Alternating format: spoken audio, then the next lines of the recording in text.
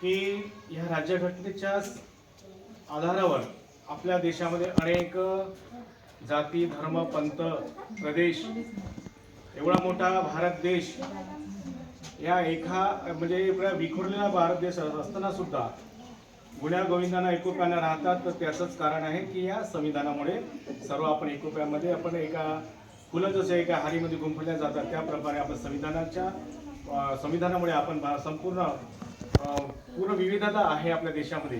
अनेक जाती धर्माचे पंथाचे लोक राहतात. धर्म वेगळे आहेत, समाज वेगळे आहेत, त्यांचं चालीरीती वेगळे आहेत, भाषा वेगळ्या आहेत, रूढी प्रथा परंपरा वेगवेगळ्या आहेत. तरी सुद्धा आपण एकत्र मोठ्या गुण्या गोविंदाने हा संपूर्ण मोठ्या भारत देश, जगातल्या दुसऱ्या क्रमांकाचा भारत देश असून सुद्धा आपल्या सर्व आपण आनंदाने तर राहतो. त्याचं कारण आहे राज्यघटनेमुळे. आणि हे कोण लिहिले आपल्याला सर्वांना माहीत आहे. तर कोरोना आपले विद्यार्थ्यांनी सांगितलेले आहे, डॉक्टर बाबासाहेब आंबेडकर यांनी अथक प्रयत्नातून हा आपल्या देशाला संविधान दिलेलं आहे. आणि महत्त्वाचं म्हणजे या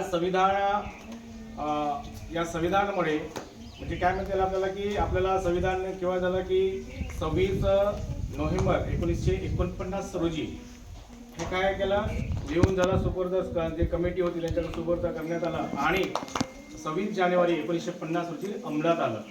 म्हणून आपण 26 जानेवारी हा आपला जसं 15 ऑगस्ट आपण देश म्हणजे स्वातंत्र्य म्हणजे आपला सण आहे. आपला 15 ऑगस्ट तो आपला इंग्रजांनी आपला भारत देश सोडून इंग्लंडमध्ये चालते झाले आणि आपल्याला स्वातंत्र्य मिळाले म्हणून आपण 15 ऑगस्ट आपण साजरा करतो.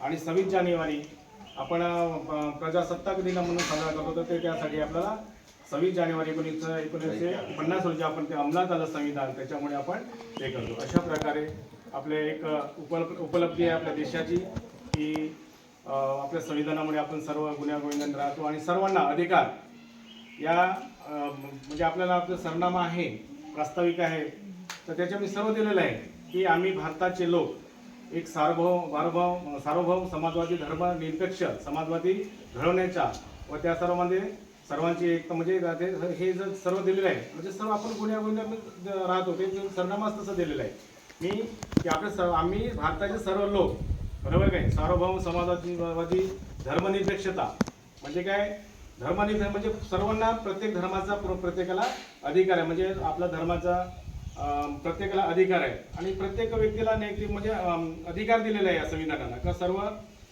प्रत्येक व्यक्तीला मतदानाचा म्हणा किंवा प्रत्येक गोष्टीचा स्वातंत्र्य जगण्याचा पूर्ण आर्थिक, सामाजिक, शैक्षणिक, राजनीतिक, न्याय सर्व गोष्टीचा या ज्या संविधानामुळे सर्वांना अधिकार मिळलेला आहे. तर मी काही जास्त काही बोलणार नाही. सर्वांना